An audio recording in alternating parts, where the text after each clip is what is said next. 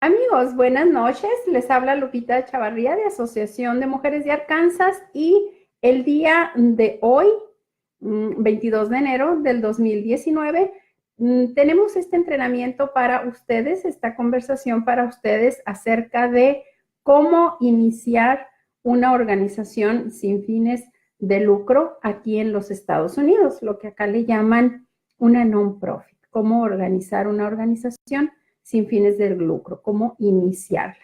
Y pues bien, iniciamos con lo primero que les quiero contar este día. Yo soy Lupita Chavarría de Asociación de Mujeres de Arkansas y tendremos este video aquí en la página de Facebook de la organización y también lo vamos a pasar a nuestro canal de YouTube Lupita Chavarría, donde ya hemos compartido otros videos en la misma manera, de que primero los grabamos en Facebook y luego los pasamos a YouTube. Bien, empezamos. Si usted quiere hacer una organización sin fines de lucro, esta es información para realizar una organización que aquí se llama 501C3. Es el registro que le da el IRS, Internal Revenue Service, aquí en Estados Unidos para hacer su organización. Y pues bueno, lo primero que le tengo que decir es que usted tiene que tener 3 diferentes registros para poder operar su organización. Una es el registro en el estado, en cada estado donde usted viva.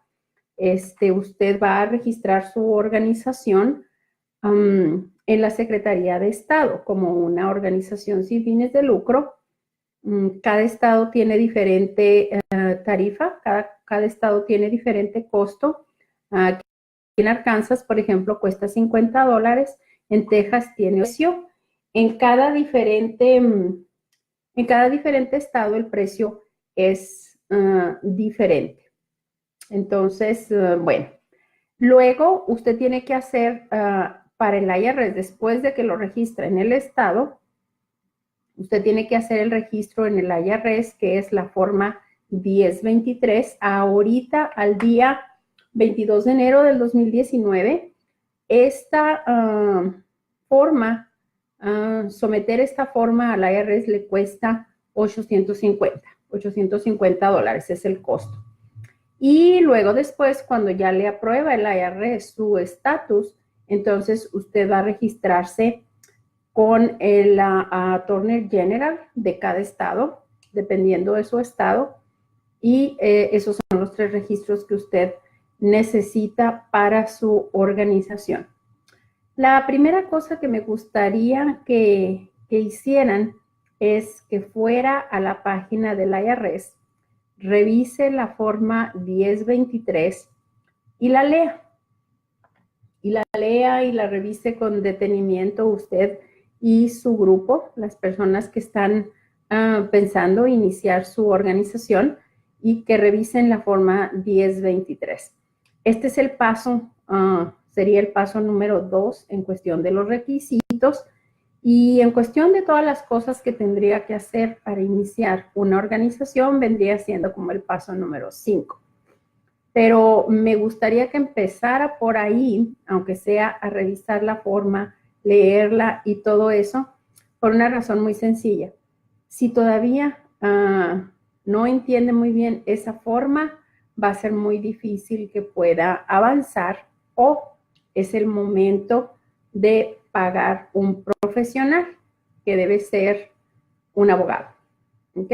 Entonces, si usted lee la forma 1023 y no la entiende del todo, lo mejor es que ocupen un abogado para eso. ¿Ok? Bueno, seguimos. ¿Qué tiene que hacer para tener una organización? Si usted tiene el deseo o usted tiene ya experiencia en hacer actividades comunitarias y quiere hacerlo de una manera más, digamos, oficial, o inclusive tener dinero del estado, de la ciudad, de escribir lo que le llamamos becas o lo que le llamamos grants, para operar algún tipo de proyecto comunitario, pues entonces va a necesitar tener una non-profit, y entre más pronto empiece, pues es mejor. Otra cosa es también, si usted ya tiene experiencia trabajando en el mundo de las organizaciones, en el mundo de las non-profit, pues también va a ser importante que se decida por hacer una, ¿verdad? ¿Qué es lo primero que tendría que hacer? Tener su grupo de gente, el grupo de, digamos, de sus colaboradores, la gente en la que usted más confía, y empezar a formar su grupo. Su organización debe estar legalmente constituida por un presidente, un tesorero y un secretario, al menos esas 3 personas. Se va a ver medio rarito si el presidente y el tesorero se apellidan igual. Entonces va a parecer como un negocio familiar, ¿verdad? Entonces, seleccione, si usted es el presidente, seleccione para alguien que sea su tesorero y su secretario, pues que no se apelliden igual que usted, ¿verdad? Hay una cosa más. El agente se supone que siempre debe ser el presidente, o sea, el presidente puede fungir también como agente. El agente es la figura, esta figura en nuestros países, en México esa figura no existe, pero el agente es la figura principal ante el IRS de una organización. Es la persona que abre la organización, pero también es la persona que la puede cerrar.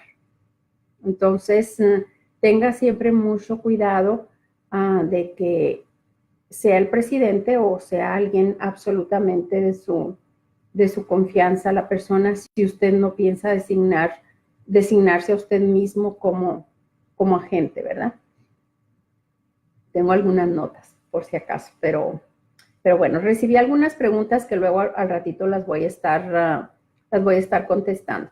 Entonces usted hace su grupo, selecciona a su presidente, selecciona usted mismo como presidente, selecciona a su tesorero y selecciona a su secretario y empieza a hacer su registro estatal.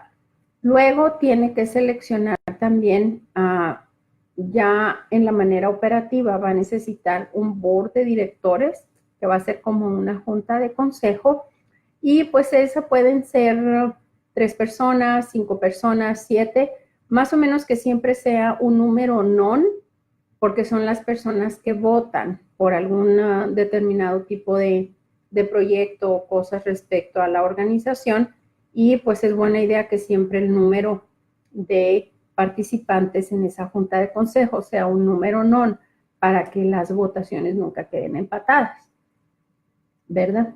Claro que, por supuesto, usted va a escoger a la gente con la que tiene más o menos buena relación y las ideas son más o menos parecidas, que van trabajando más o menos siempre mirando al mismo lado, porque es la manera en cómo las organizaciones avanzan, ¿verdad? Si desde el principio escoge gente que no conoce bien o que no está segura si el día de mañana no van a responderle en cuestión de apoyo, pues va a batallar más y su organización probablemente no tenga muy buen destino, lamento decirle. ¿Ok? Vamos a ver, me parece que me están diciendo que el volumen está muy bajito, creo que ahí está más alto. Entonces, usted va a formar la junta de consejo y la junta de consejo siempre va a ser un número no. Ok, tengo algunas preguntas que me han hecho y son de personas que ya han tratado de hacer una organización. Entonces aquí voy contestando un poquito.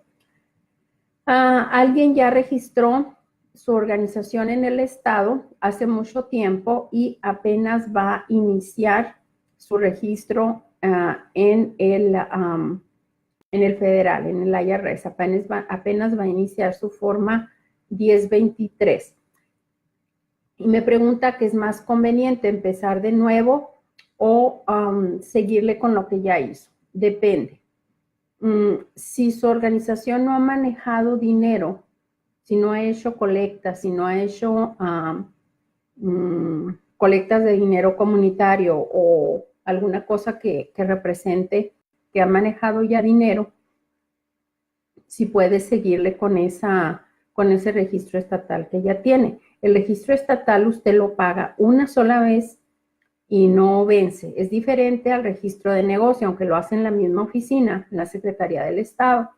El registro del negocio usted tiene que estarlo pagando cada año y cada año usted paga su cantidad. Entonces, por ejemplo, si usted deja de operar el negocio, pero usted quiere conservar su nombre, que nadie se lo quite, aunque no esté operándolo ya como negocio, entonces usted puede seguir pagando por el derecho de su nombre para que nadie más lo use.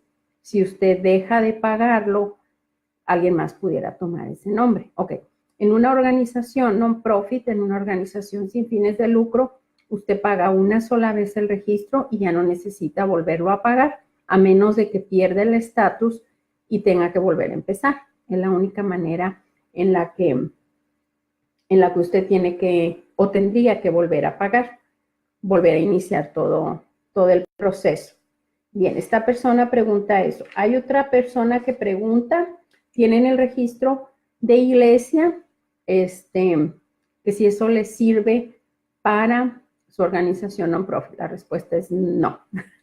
Las iglesias sí pueden tener una, y se usa mucho, se está usando cada vez más, una organización sin fines de lucro dentro de la misma iglesia, pero necesitan hacer el registro aparte, todo el proceso que les hemos dicho, y también en la medida que ustedes van a ir llenando la forma, cuando llenan la forma estatal, son algunas cosas lo que les preguntan acerca de la organización, como la misión y visión, algunos de los reglamentos de su propia organización, y es una parte muy pequeña de todo lo que va a hacer cuando ya haga el registro federal.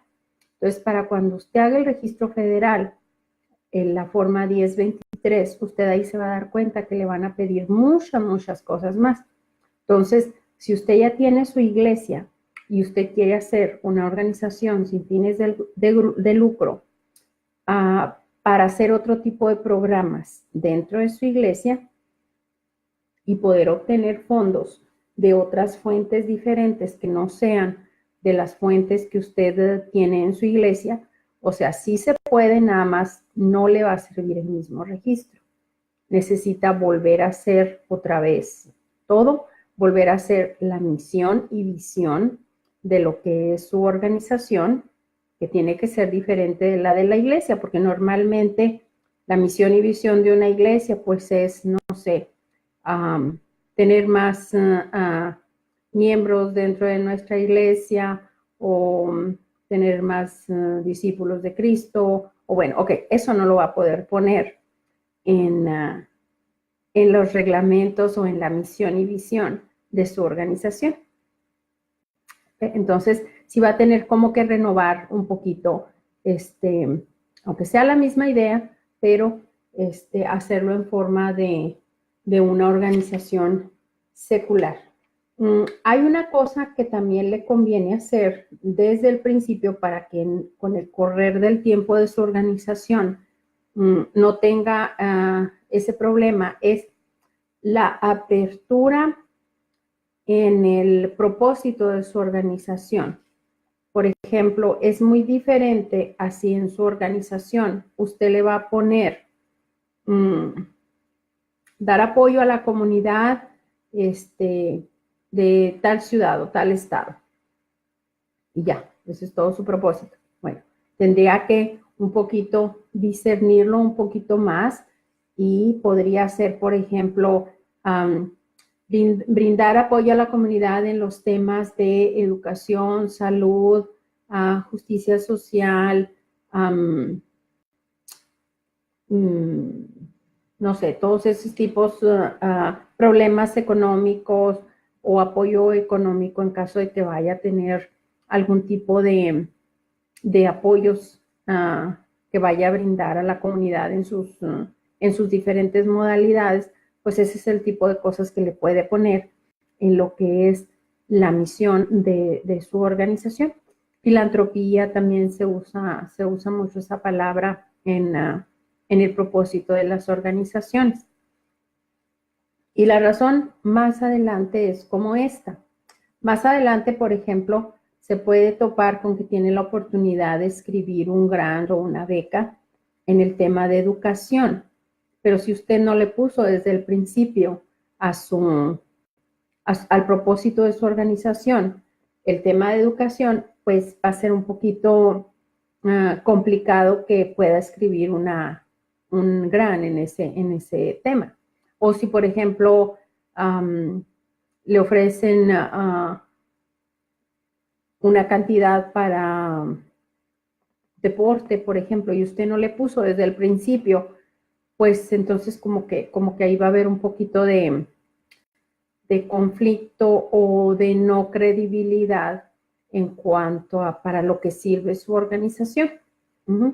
Eso es lo que es más importante, que desde el principio no se limite en lo que es el propósito de su organización, que puede ser sumamente amplio. El propósito puede ser sumamente amplio para cualquier tipo de apoyo que usted pueda brindar a la comunidad.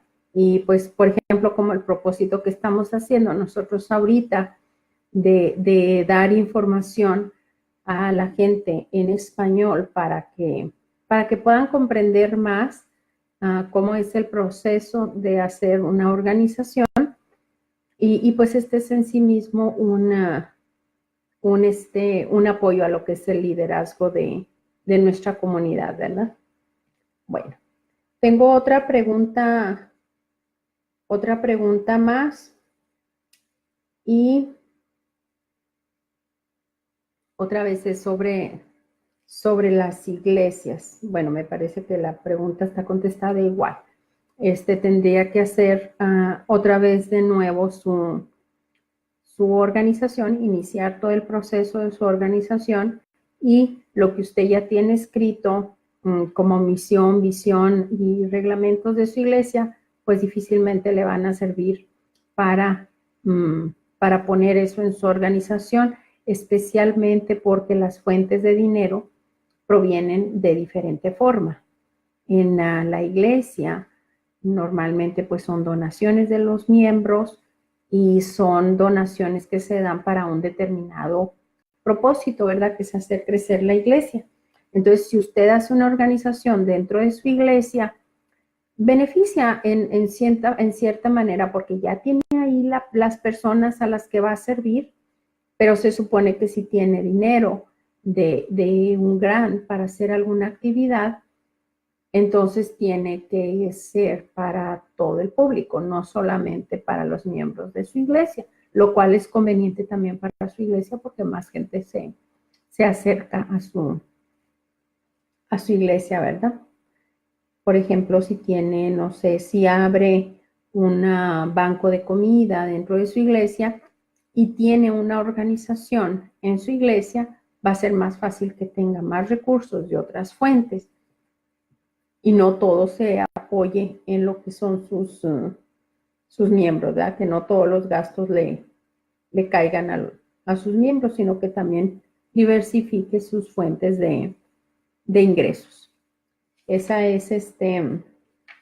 es básicamente lo más práctico. Escribir las becas o escribir los grants, ese ya es otro rollo completamente diferente, ¿ok? Primero dedíquese a, me están preguntando también sobre los grants, pero primero hay que dedicarse a tener los 3 registros. Una vez que tenga los 3 registros, entonces va a poder empezar a escribir becas, hacer eventos para hacer colecta de dinero, todo eso. El último registro, que es con el Attorney General, con el procurador del estado en cada estado, ese permiso le sirve básicamente, y según dice el reglamento, para hacer colectas de dinero de más de $10,000. Pero pero nunca conviene empezar a hacer colectas de dinero desde el principio, porque cuando está haciendo usted la forma 1023 y todavía no tiene el tercer registro con el Attorney General, va a tener que presentar, sus notas y sus números de lo que lleva acumulado en cuestión de dinero en su organización, y es un poquito complicado hacer esa cuenta en la manera que la IRS lo quiere. Entonces, cuando usted revise la forma 1023, ahí mismo usted se va a dar cuenta que no le va a convenir dar ese paso sin terminar el proceso completo. Ok, hay una pregunta que también me están haciendo, y es, ¿quién debe pagar o cómo debe de ser el pago para hacer los registros? Bueno, pues el primero, aquí en el estado de Arkansas cuesta 50, pero me parece que en Texas cuesta como 300 y pico. En Colorado cuesta diferente, en California cuesta diferente. Probablemente aquí es donde cuesta más barato que en otros lados. Ok, o sea, es muy poquito. El otro cuesta 850 si no tiene que ocupar un profesional que se lo haga. Un profesional podría cobrarle entre 3,000 y 5,000 aparte de los 850. Entonces, ¿quién debe pagar eso? Bueno, se supone que lo debe pagar el presidente, o el presidente junto con el tesorero y junto con el secretario, o los tres oficiales más la junta de consejo. Varía, pero deben ser uno o todos ellos. Uno, los tres o todos juntos, hacer una cooperacha y pagar eso. Lo que no deben hacer es hacer una colecta de dinero público para registrar una organización. Eso no se hace.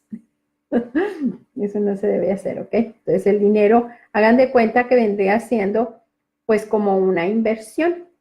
Las iglesias que están haciendo eso, y es una moda muy actual, muchas iglesias están registrando una non-profit dentro de su iglesia, pues son la misma iglesia la que paga, o el pastor, o el encargado de la iglesia, o el tesorero de la iglesia. La gente de la iglesia es la que está pagando todo el monto de lo que cuesta iniciar el proceso de tener una organización sin fines de lucro. Y esto les ayuda mucho también, a las iglesias les ayuda mucho a la larga, porque pueden, por ejemplo, conseguir grants de diferente tema, ¿verdad? Y en esos grants, pueden poner gastos como salario de su gente que va a operar ese grant. Pueden poner gastos como papelería o artículos de oficina o mobiliario.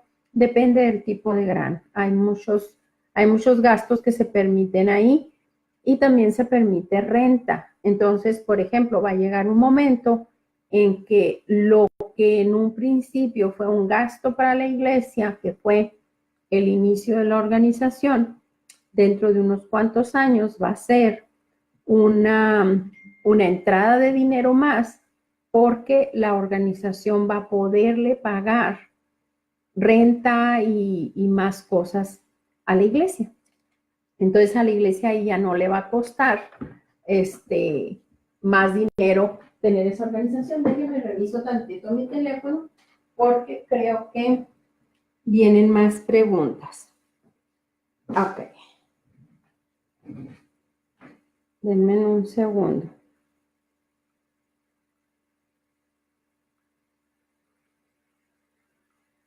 Ok.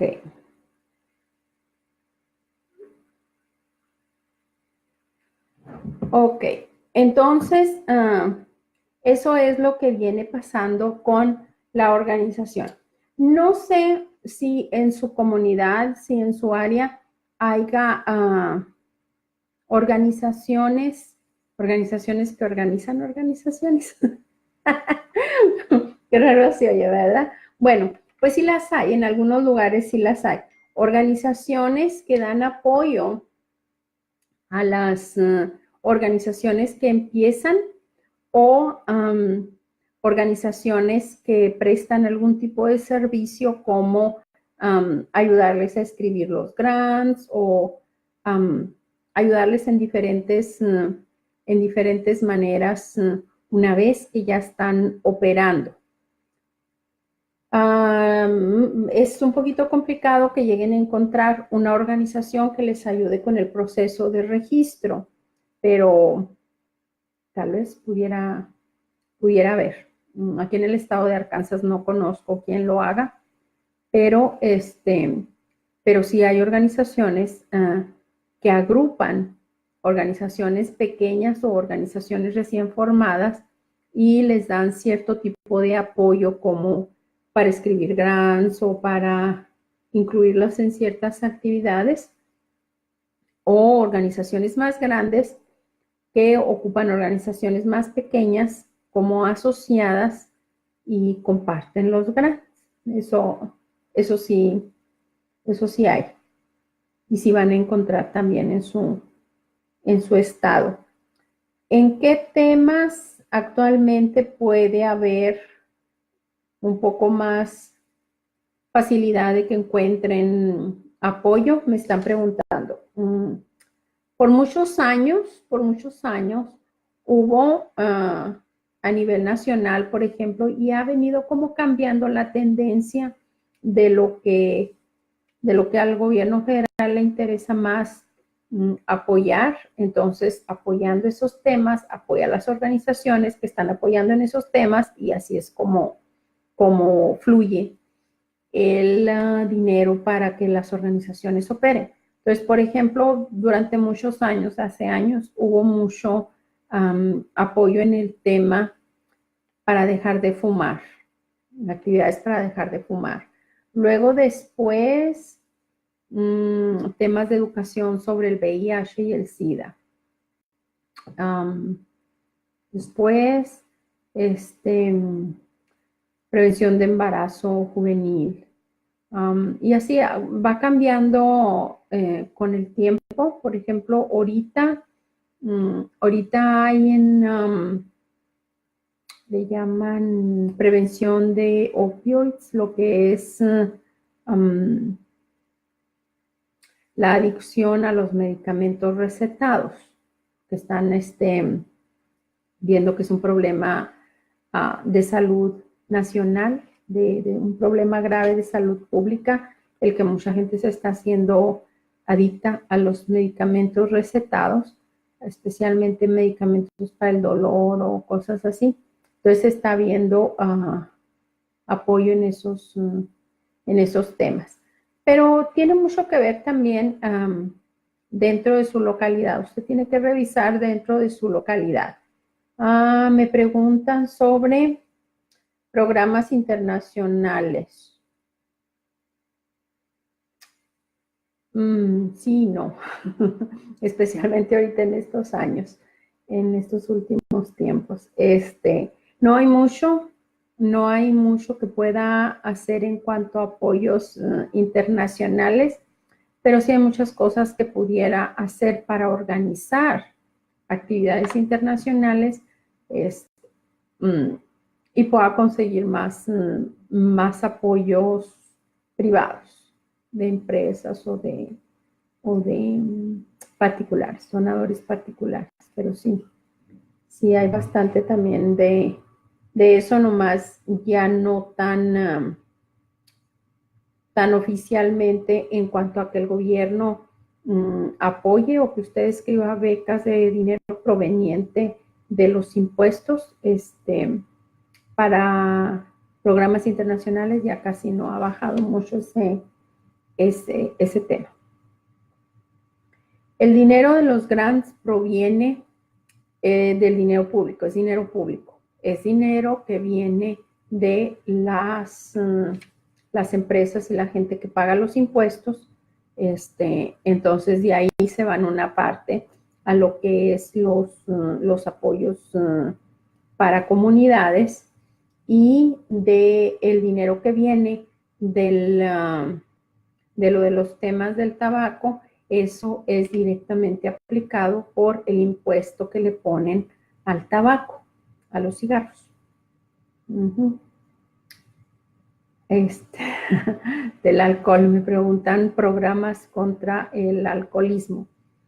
No hay mucho. No conozco, pero voy a revisar y ya les digo. Ok, una pregunta más. Tiene una organización la persona en California y se está cambiando a Texas. Me pregunta si tiene que hacer todo el proceso o no. La respuesta es no. Su proceso federal, usted lo puede operar en cualquier estado de los Estados Unidos. Creo que lo que más le conviene también es registrar su organización en el estado a donde va a moverse. Si estaba en California y ahora se va a mover a Texas, haga el registro estatal también en Texas para que esté en los dos lugares. Eso sí lo puede hacer y así no va a tener que volver a hacer todo el proceso de la forma 1023. Cuando usted tiene una organización sin fines de lucro, no importa, no tiene nada que ver en qué estado estaba, sino que usted puede operar su organización desde California hasta Florida, desde Texas hasta Washington y todos los estados del norte o Alaska, todo Estados Unidos. Usted puede utilizar su organización con el mismo registro. Quizá para ser más local cuando se cambia de estado, pues puede hacer el registro del estado nuevamente, mismo nombre, mismo todo, nada más pone su dirección de su estado y listo, ya puede tener su organización así como más local, ¿verdad? En caso de que ese sea el plan. Ok, esto está feo. Una organización me pregunta, me dice que tuvo un problema. Ok, el director ejecutivo. La figura del director ejecutivo, que puede ser el presidente o puede ser uno de los fundadores, el director ejecutivo usualmente es un empleado pagado que la junta de consejo o los oficiales contratan para que opere la organización. Digamos que ya presidente, tesorero y secretario iniciaron su organización, ya tienen la junta de consejo y luego ahora ya tienen dinero. Entonces contratan un director ejecutivo. Lo más usual es que el director ejecutivo es el presidente, pero pudiera no ser así. Hay muchas organizaciones que el presidente no es el empleado, que el presidente es nomás el que inició la organización y contratan a una persona externa que no es ninguno de ellos. Está bien, sí se puede también hacer esa modalidad y lo que me preguntan en esta organización es que tienen miedo que el director ejecutivo les quite la organización. Bueno, no debería pasar si nunca lo ponen como presidente o si es una persona externa y no es el agente. Acuérdense que la única persona que puede iniciar y terminar la organización es el agente.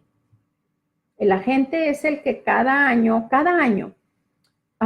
de la Secretaría de Estado le va a llegar una carta a la gente, a la dirección que la gente puso, le va a llegar una carta para estarle diciendo, hey, ¿todavía tienes el mismo tesorero y los mismos oficiales o has cambiado?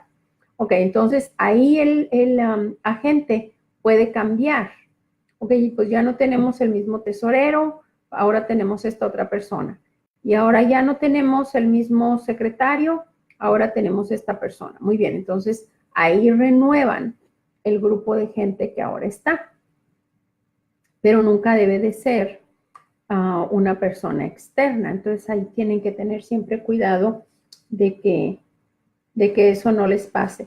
Legalmente no podría darles una organización, o sea, el agente siempre va a tener el poder de cambiar a la gente, a la demás gente que está en el registro o de cerrar la organización. Otra cosa también más peligrosa es si la organización en general incurre en fraudes o algún tipo de desastre, el primer culpable es el agente. Así que tengan cuidado con eso. Es el primero sobre el que recae el delito de fraude. ¿Okay?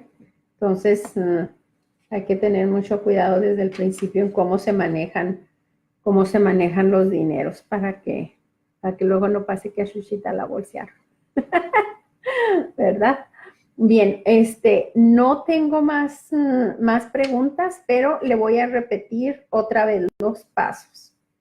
Le dije que una organización sin fines de lucro aquí en los Estados Unidos, usted la va a registrar primero en el estado y la va a registrar como Inc., INC.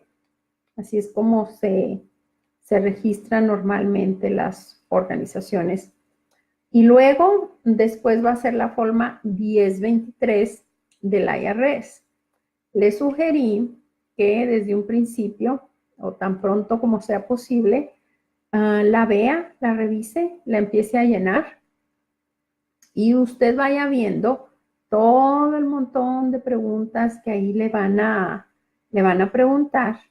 Y así usted se va dando cuenta en qué paso está y si necesita más ayuda o si definitivamente necesita contratar a alguien para que se lo haga.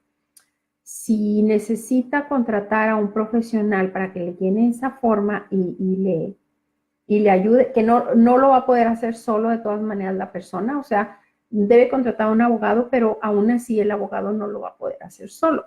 El abogado le va a recomendar cómo contestar. Por ejemplo, vienen muchas preguntas del tipo de investigación criminal que dice, ¿ha hecho o lo hará? Entonces, a veces su respuesta a eso es, no he hecho y no lo voy a hacer. O no he hecho, pero sí lo voy a hacer. Entonces, ahí es donde usted tendría que saber qué contestar de acuerdo a lo que está pensando hacer con su organización, las actividades que está usted pensando hacer con su organización. Bueno, por último, después de que le llega el aviso, después de que mandó la forma al IRS con el pago de los 850, aquí inicia un proceso bien interesante que se lo voy a contar. Usted ya mandó su forma 1023 y usted ya mandó su pago también. Ok, el IRS recibe esa documentación y luego el IRS le va a contestar, hey, ya recibimos la documentación. Eso no quiere decir que ya lo aceptó, eso quiere decir nomás que recibió la documentación. Entonces aquí usted va a entrar en un proceso muy interesante respecto al proceso de obtener el estatus 501C3. Le van a designar un agente del IRS que va a trabajar con usted mano a mano para ir completando todos los demás requisitos, que en general van a hacer muchas preguntas y todo eso. Ok, tenga siempre en cuenta que ese agente no es su amigo. Ese agente va a tratar de encontrar elementos para no darle el registro. ¿Ok? Sí, teniendo siempre en mente, usted siempre va a ser muy cuidadoso en lo que va a contestar. Siempre durante el tiempo le van a tocar 3 meses. Entonces usted va a tener ese agente encima de usted por 3 meses nada más. Si en esos 3 meses le faltaron requisitos y usted no los consigue y no le quedaron claras las respuestas en su formato 1023 y el agente del IRS le está pregunte y pregunte y usted no sabe o el agente se le pierde y pasa más tiempo, van a ser nada más 3 meses de revisión. Si pasan esos 3 meses, le van a pedir que vuelva a aplicar, que vuelva a hacer el pago y que vuelva a mandar la forma otra vez. Entonces, desde un inicio usted tiene que estar segura que en esos 3 meses todas las preguntas que el IRS tenga sobre usted van a quedar bien claras para que no tenga que volver a pagar y otra vez volver a empezar. ¿Ok? ¿Qué más? Si usted no habla bien inglés, el agente puede tener un intérprete a la hora que la gente le llama, pero siempre va a tener que ser usted el que diga yes o no. Es lo que la gente va a estarle preguntando. Entonces, sí puede tener una persona ahí en su oficina al momento de que usted recibe las llamadas, pero el agente va a tener que escuchar de su propia voz la última palabra. Eso que le quede bien que le quede bien claro que eso va a pasar más adelante, ¿verdad? Entonces, ¿qué más está? Bueno, finalmente, después de esos 3 meses o antes de los 3 meses, si le dan si le dan el visto bueno antes de los 3 meses, le van a mandar una hojita que ya va a ser lo de su aceptación como entidad non-profit sin fines de lucro con el registro 501C3.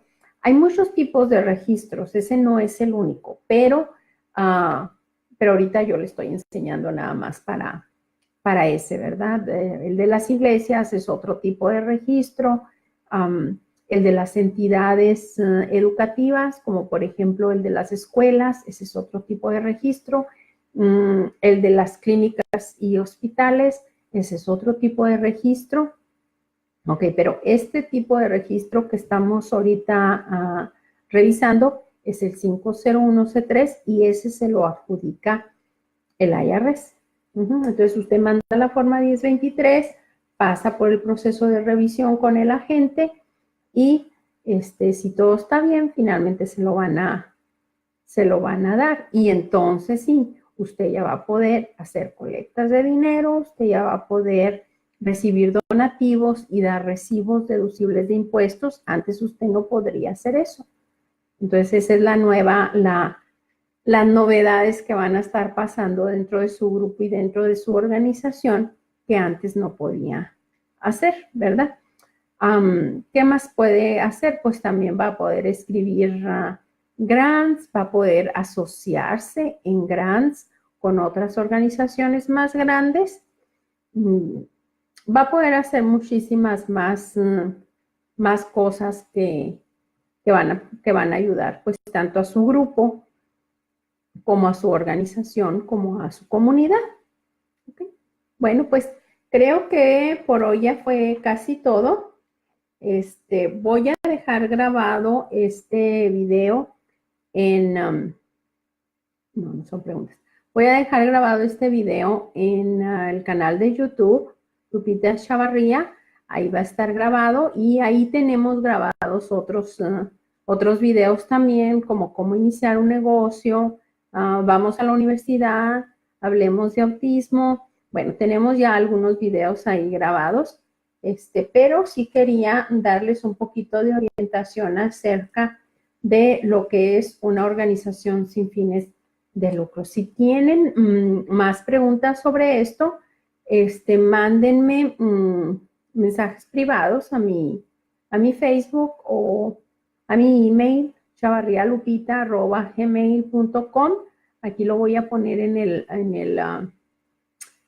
perfil del mensaje para que lo tengan y pues bueno, me da mucho gusto que nos acompañaran este día. Nos vemos pronto. Les recuerdo, soy Lupita Chavarría de Asociación de Mujeres de Arkansas. Mi teléfono es 501-240-6816 y mi email es chavarrialupita@gmail.com. Nos vemos.